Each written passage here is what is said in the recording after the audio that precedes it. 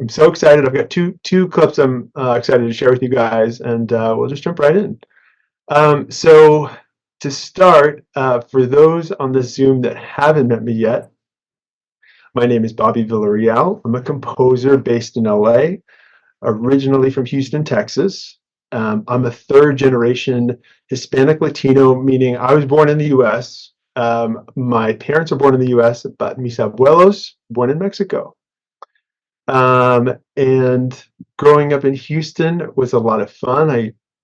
Fun factoid, I lived basically right across the street from Johnson Space Center. My dad worked at NASA.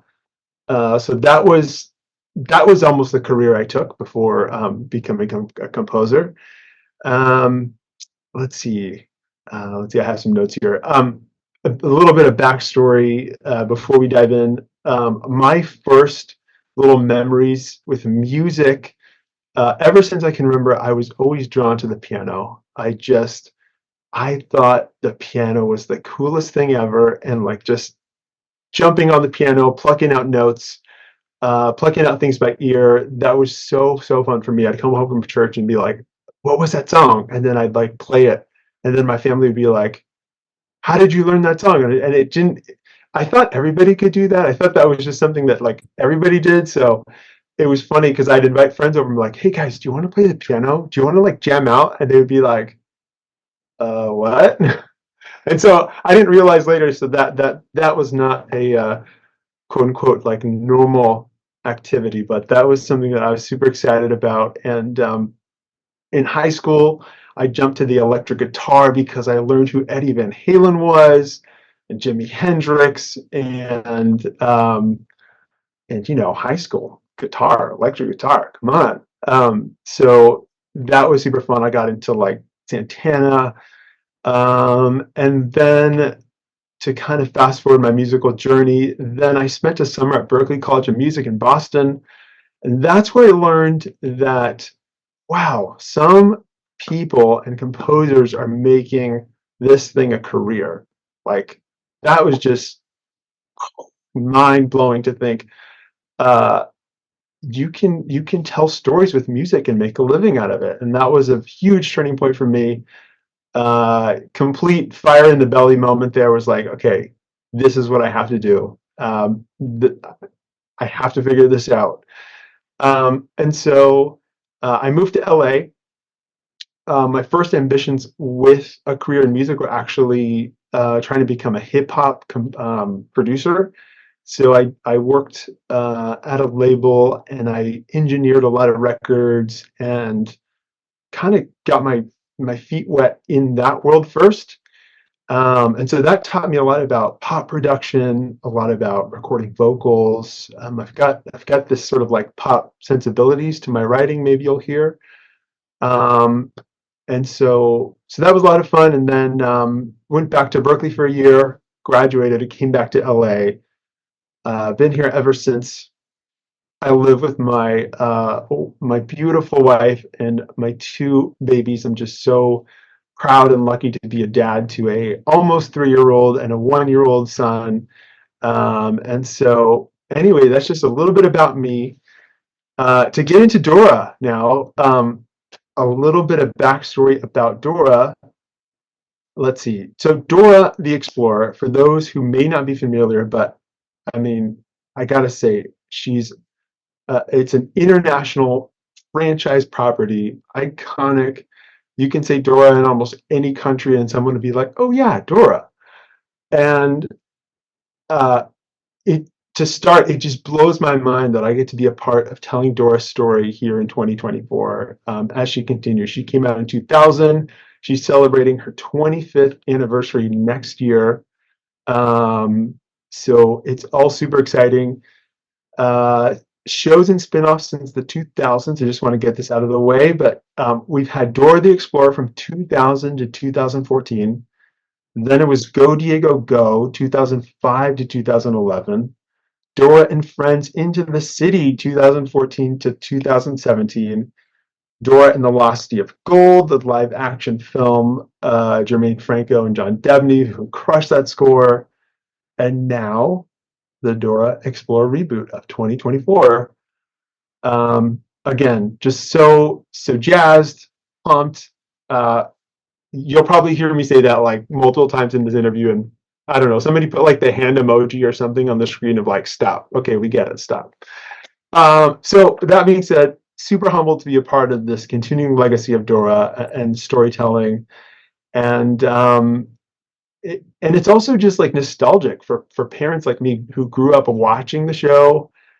Uh, I was 10 at the time when the show came out, and so admittedly, I was watching the show with my younger brother, who's 8 years older, 8 years younger than I am, and my younger cousins, and so. But it was super special because Dora, honestly, she was the first Latina animated character that I think I can remember, and she she was I mean she's a strong and fearless leader. So like she wasn't a side character, she was the lead. She was brave, she was bold, she had all the answers, and to top it off, she was teaching kids Spanish. And I was like, okay, this is so cool. So right off the bat, I was like, this is clearly revolutionary. And for her to be continuing to go on adventures and tell her story in 2024, again, so excited. Okay, moving on. So that being said, oh, and quick tangent side note, it blows my mind to think that parents like myself and other uh, kids of the 90s and in the 80s and 2000s will have kids that this Dora will be their first exposure to Dora. Like this will be for a lot of them. They're like, "Oh, this is Dora," and then their parents will be like, "Well, Dora came out in 2000," and have to like show them that Dora and be like, "What?" And I don't know if you guys remember any of the um, families, composers familiar with Dora from the 2000s. There was a kind of a cool lean on this was when the PC was also just come out, like computers were a thing. So there was a big kind of thing about like the mouse cursor, like showing you the right answer that would float on the screen and be like, where is it? And then it would click. I was like, oh, this is like so it tied that in a cool way. But more importantly, she was just an ambassador to Latin culture, to diversity, to inclusivity, to love, lots of heart, and yeah. So super super excited. Um, let's see. So that was the backstory, a little backstory on Dora. I'm a huge fan. I'm just so I'm crazy to think that I'm here to help tell her story. Okay, so let's see. Let's fast forward a little bit. Uh, when at the end of 2022 was when I got the opportunity to demo for the series.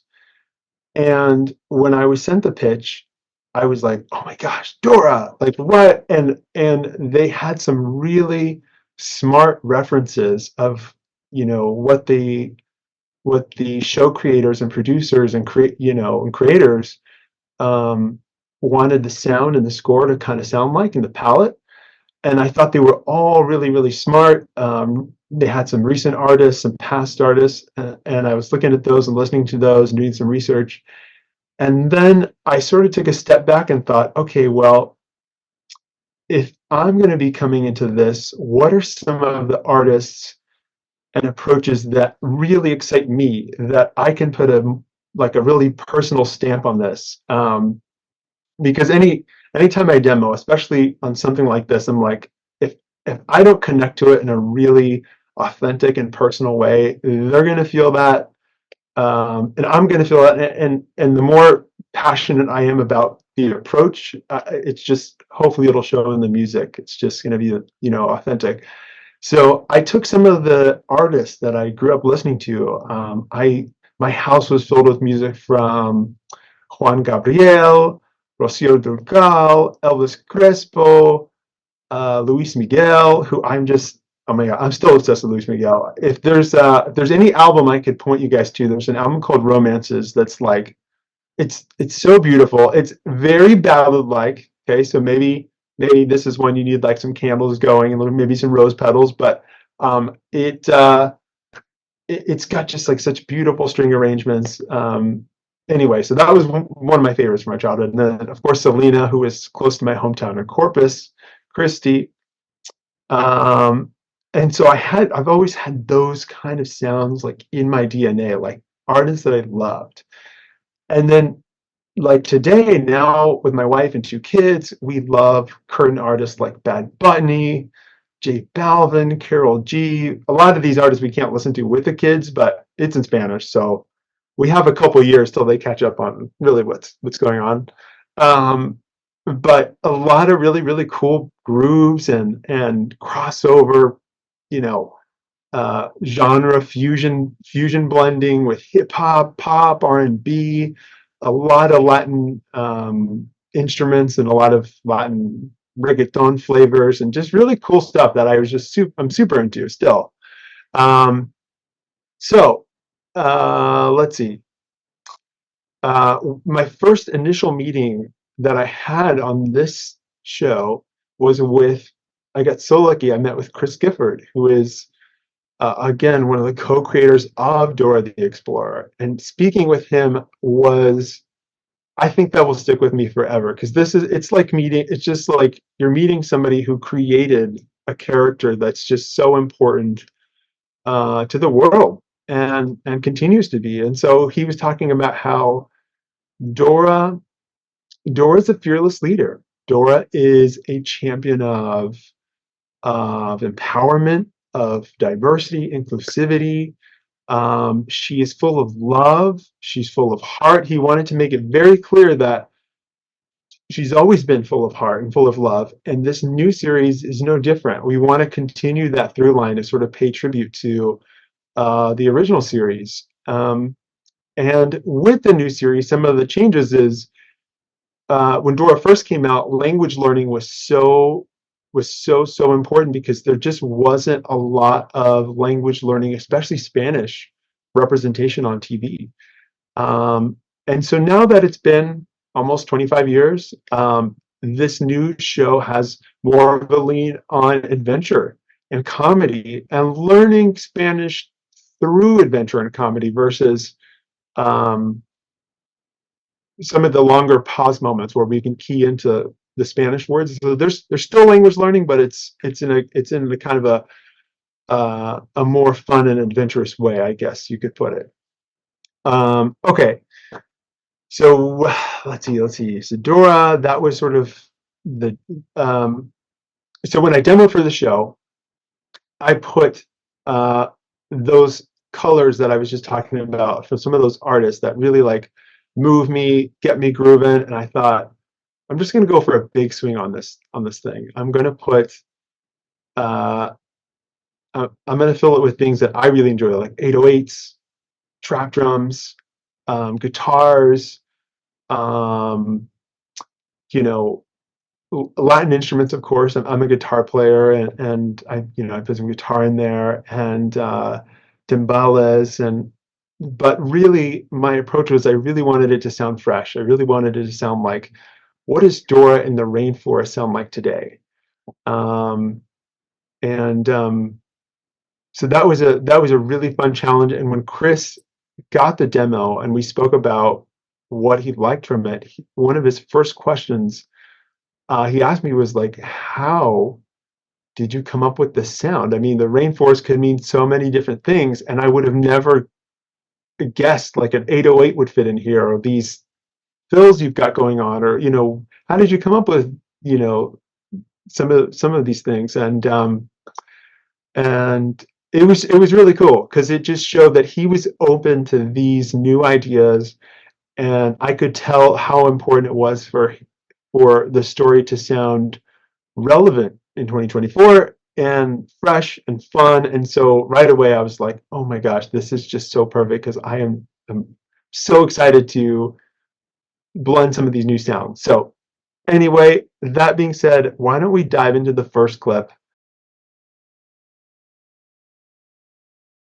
So as you could probably tell, it goes through so many different genres to help tell the story. And one of the most exciting things I think with that particular scene was, what is the sound of a Quetzal constellation? I mean, that's one of the most exciting things I might say about animation, is that you, as composers, we sort of get to reimagine, um, things that don't have a specific sound, and we get to be the ones to sort of create that sound. And so, um,